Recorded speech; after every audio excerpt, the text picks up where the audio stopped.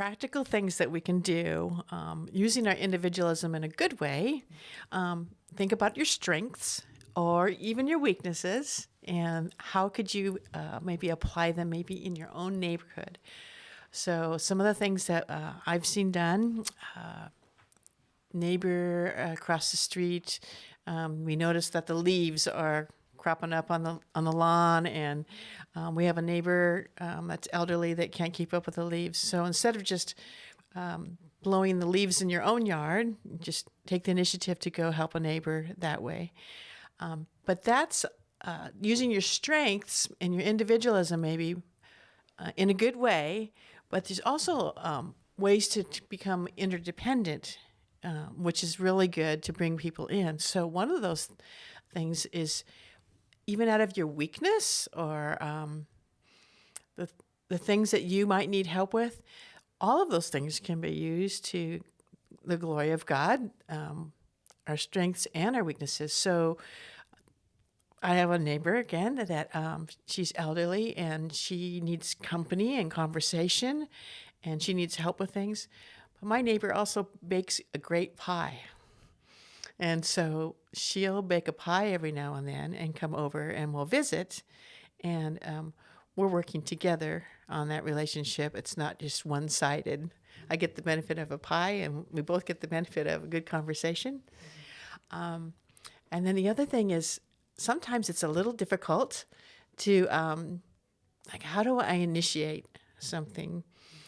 And so one of the things that I've noticed, again, in our neighborhood, we try and practice finding ways to interact with our neighbors. And one of those ways is when there's a father not around and kids need a father figure. And it's really easy if a guy just acknowledges the kids, welcomes them. But even if you can take it a step farther, we just did this recently. We had some neighbor kids that we reached out to.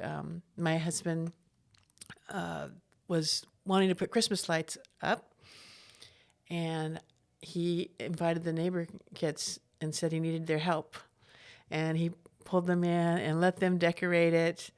And they did a great job, and lots of great conversation came out of that while they were doing that. And then he invited them, next year, are you going to come and do the same thing and help us? So different things to interact with the neighbors is great. I think the thing that people might have a little trouble with is maybe sometimes your pride. You think you can just do it yourself and I don't really need any help, but that's not the point. The point is, even if I don't need help, how can I bring somebody in? I just have met too many people that would love to be a part of helping and interacting with the neighbors. And when you bring someone in to the process, you're bringing them out of isolation. You're bringing them into a position of feeling good about themselves because they're contributing. And it kind of gets contagious, too. When people start to see that, then another neighbor will also notice, well, maybe they could help me over here. And next thing you know, you have a lot of neighborhood interaction. It takes time, but finding those ways, even when you don't think you need help with something, inviting somebody to do it with you, that's a big way to get out of that individualism in a negative way and spin it in a positive way.